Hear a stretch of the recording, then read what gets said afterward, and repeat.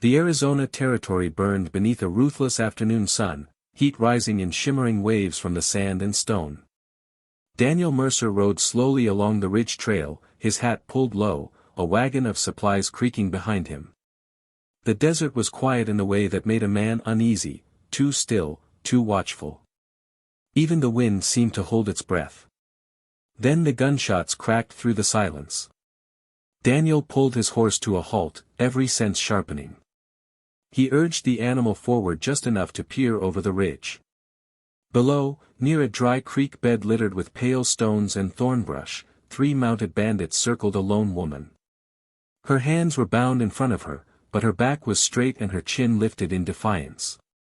The men laughed crudely, their rifles resting easy across their saddles as if they were deciding which cruelty to enjoy first.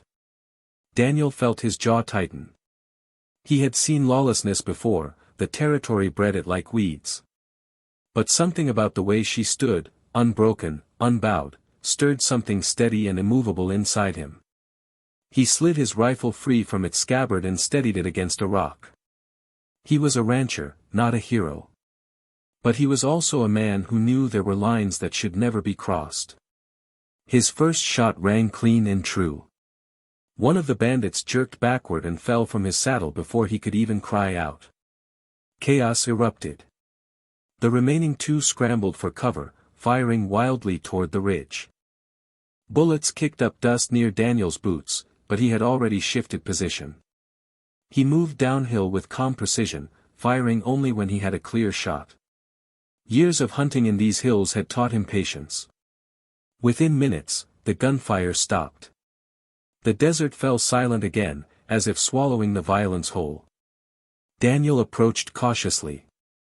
The woman turned toward him, dark eyes sharp and guarded.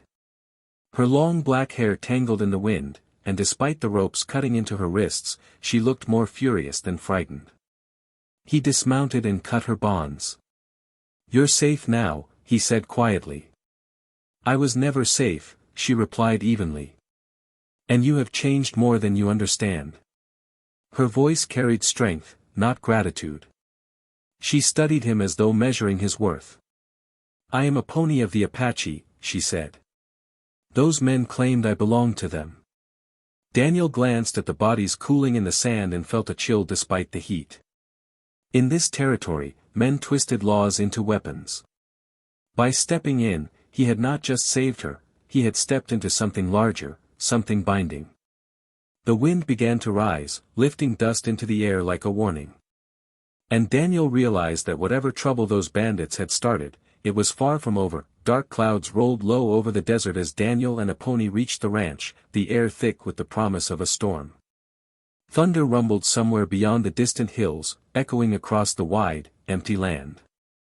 Daniel helped her down from the horse, careful not to touch her longer than necessary. She landed lightly on her feet, scanning the ranch house, the barn, the fences, as though committing every detail to memory. "It is quiet," she observed. "It usually is," Daniel replied. "That's how I like it." Inside, the house smelled faintly of leather and wood smoke. It was simple, a rough-hewn table, 2 chairs, a cast-iron stove, and a narrow bed in the adjoining room. Daniel poured water into a tin cup and handed it to her. She accepted it without thanks, but not without dignity either. "You can stay here tonight," he said. "I'll ride to town in the morning. I'll speak with the sheriff and settle this." A pony's gaze hardened slightly. "The sheriff will not settle it. He will weigh it. And I will be what is placed on the scale." Daniel had no easy answer for that. Morning came with hard light and harder news. Before Daniel could saddle his horse, Sheriff Wilkes rode up in a cloud of dust. His expression told Daniel everything before he even spoke. "You've stirred a hornet's nest, Mercer," Wilkes said, dismounting slowly. "Cutter filed claim papers on that Apache woman. Said she was bound for work at the Silver Creek mines under territorial labor agreement. She was tied up like stolen cattle," Daniel shot back.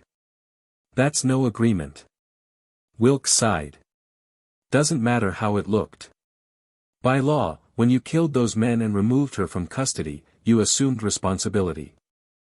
Territorial code says to prevent blood feud or property dispute, guardianship must be formalized. Daniel felt the weight of the word settle in his chest. Formalized how? The sheriff met his eyes. Marriage. Silence stretched between them. When Daniel told Apache, she did not flinch. She stood near the doorway, sunlight framing her silhouette. In your law, she said slowly, a woman becomes protection for a man's mistake. It's not like that, Daniel replied. It would be on paper. Only to keep them from taking you back. She stepped closer, her eyes searching his face. And after the paper?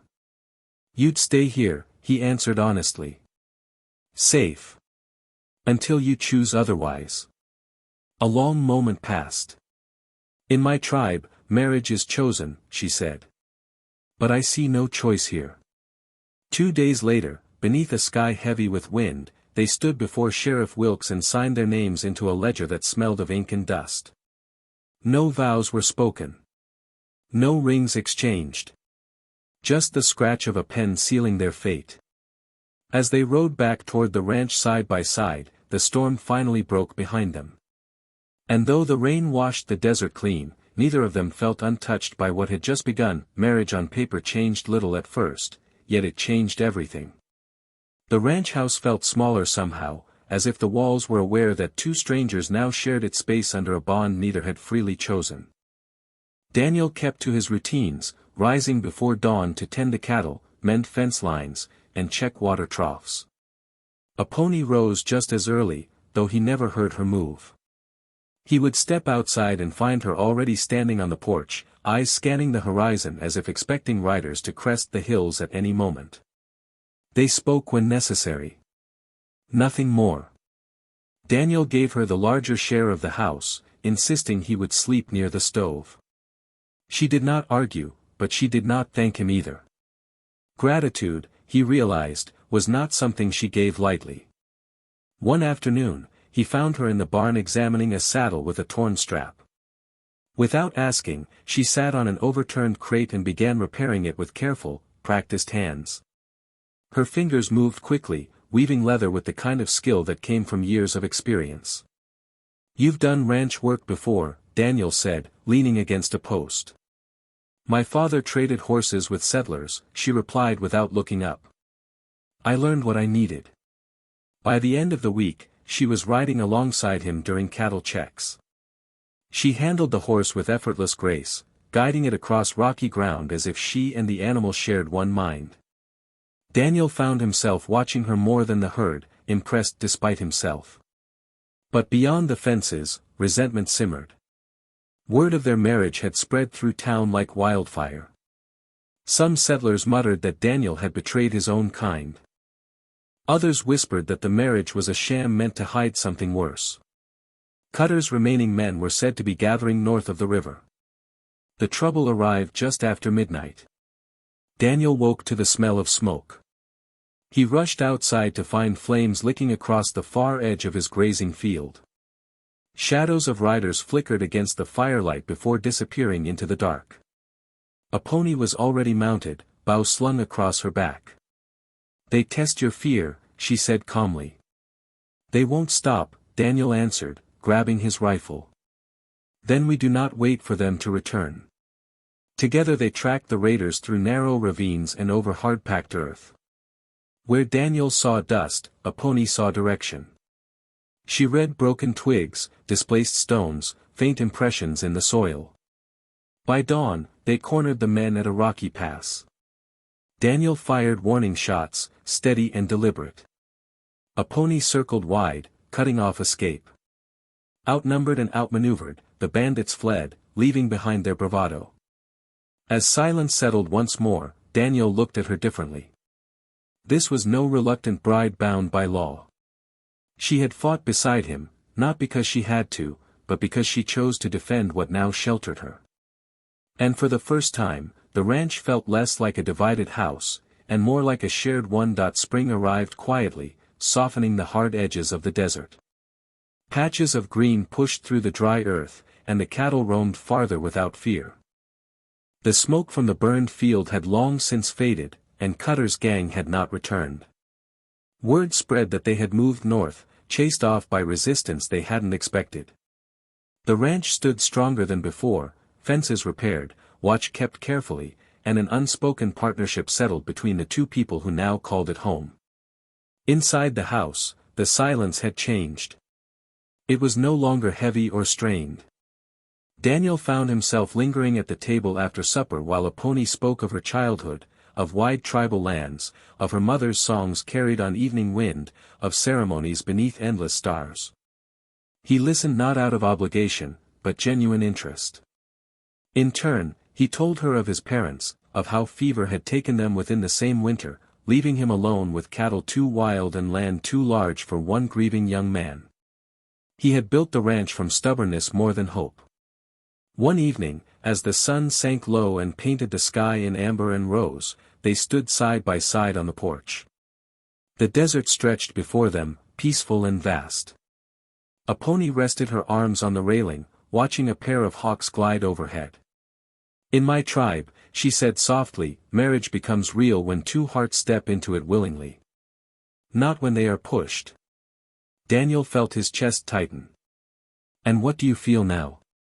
She turned to him, her dark eyes steady but no longer guarded.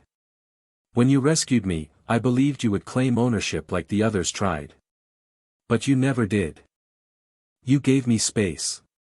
You fought beside me, not ahead of me."